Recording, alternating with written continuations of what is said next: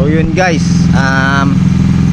kakatapos lang natin magabang ng mga kalapate, no? Tapos pupunta tayo dun sa ano, sa tiyanggian ng mga ibon dito sa atin. So yun, samahan nyo ako, no? Tara, punta tayo dun.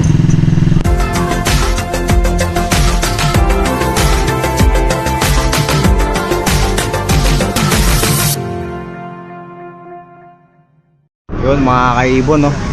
Eto, puro perso na ata. Lalaki din yun. Kano mo rin mo lalaki? 500 daw, isang pares.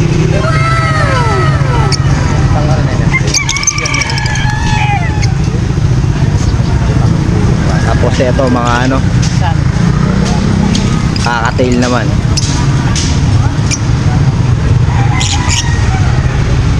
Lahat yan boss, 500 pares. So, mga ring neck tab. Tapos yung mga kalapate.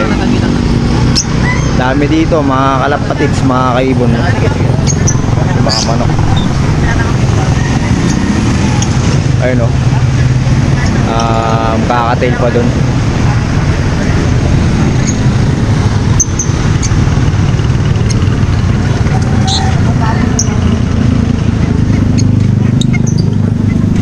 So, mga kalapate.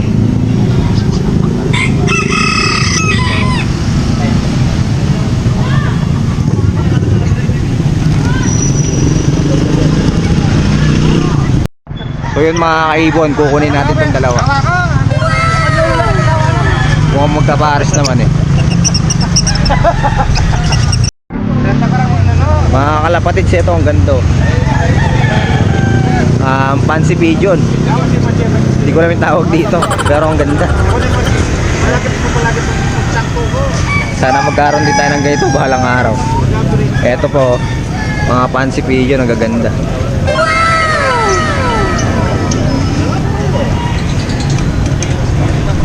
Mga manok oh. Ayun. Dami. Basta ko niya nga nakadwa ako. Right, ang ganuhan. Texas na pareho rin. Saka uli.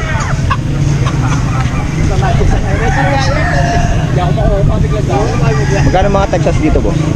Iba-iba ang presyo. O, lalo. Mga inayin, 500. Kahit mga inayin 500. Tawag, itulak po ang kaya. Ito, mga 2,000. Oh. High station no? Ito, ano siya? Wapay.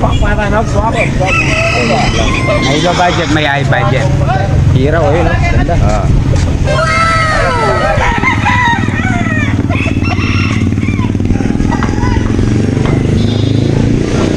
Lemon, ganda ito.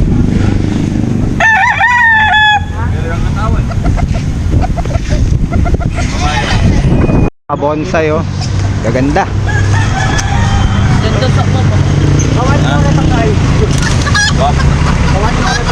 Ito mga kaibon no.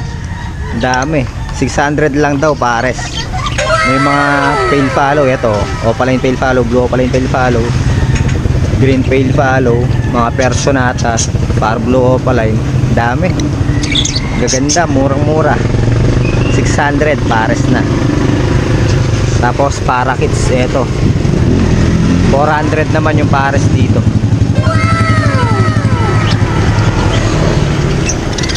Lumipat na pala yung iba dito. Ayun. Kasi dati doon kung saan tayo pumunta kanina, doon yung pwesto nila dati. Ngayon lumipat na dito yung iba.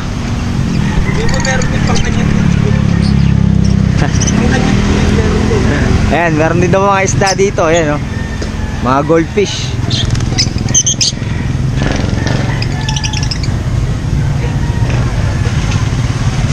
Mga to boss no, yung ano, yung mga matatapang beta fish po no. Magkano sa mga beta nyo boss? 120 isa. 120 isa daw sa mga beta. Dami. A few moments later. So guys, yun no, nandito na tayo sa, nakauwi na tayo. Nandito tayo sa bini-aviary natin. So ito yung ano, yung ibon na nabili natin no. Nilalagay na natin sila sa ano, sa cage. Bali ihiwalay muna natin sila. Syempre hindi natin alam kung may sakit ba yung mga nabili nating ibon. Pero sa tingin ko okay naman sila, masigla naman, no. Bumili tayo ng Personata. Sana kakat-hen sila kasi ang gender. Pero tinignan naman natin doon, mukhang kakinihin naman. Magkatabi sila. So parang magpares sila, kaya yun yung kinuha natin. Yun, bali iba-vitamins muna natin yung mga ibon natin. Painumin natin ng siguro ng kahit Betersin Gold lang, no, para makasigurado lang tayo, para kung sakaling may sakit man sila, hindi sila makahawa at gumaling din yung mga ibon na nabili natin. So yun mga kaibon, yun, unbox na natin to, lagay na natin sa cage muna, no, hiwalay muna natin sila. So yun mga kaibon, dito muna natin nilagay yung natin, no, bagong bili natin na pares na Personata. Pero hindi ko sure kung pares na sila, pero nakikita ko kasi sila nagtatabi doon, kaya parang pares na sila. Etong mauve Personata na to, maluwang yung pelvic niya, so posento. Kita nyo naman yung pagdapo niya sa sa perch, no, medyo maluwang. Tapos yung etong Vio Personata na to, sobrang sikip ng pelvic niya, so postcock naman to. Malaki sila, big size sila, no. So nabili lang natin to guys ng 400 pesos, no. 400, dapat 500 pesos. Pero dahil kakilala nung bayaw ko yung nagtitinda ng ibon doon, kaya binigyan niya tayo ng discount, 400 pesos para dito sa pares na Personata. So napakamura guys, no, napakamura ng mga ibon doon sa sa tiyanggian ng mga ibon dito sa amin, no. Marami doon, kalapate, lovebirds, manok, iba-iba, kakatail, may mga fancy pigeon pa. So yun, next time babalik ulit tayo doon, babalag ulit tayo doon, no. Para mabidyoan natin lahat ng ng mga ibon doon. May nag-aalok nga kanina sa akin, 350 pesos lang pares na may kasama pang cage, no, single cage. Kaya lang yung ibon normal lang, pied at saka green na normal. Pero yung cage, single cage siya. Sulit naman yung sa 350, no? Sulit sa 350 yun kasi may kasamang cage. So yun mga kaibon, mga kalapatids, hanggang dito na lang yung video natin para ngayong araw na to, no? Nakakuha na tayo ng Personata dito sa mini aviary natin. Nagkaroon tayo ng pares na Personata. So yun, hanggang dito na lang yung vlog natin para ngayong araw na to. Maraming salamat mga kaibon, mga kalapatids. Ingat and God bless po sa inyong lahat.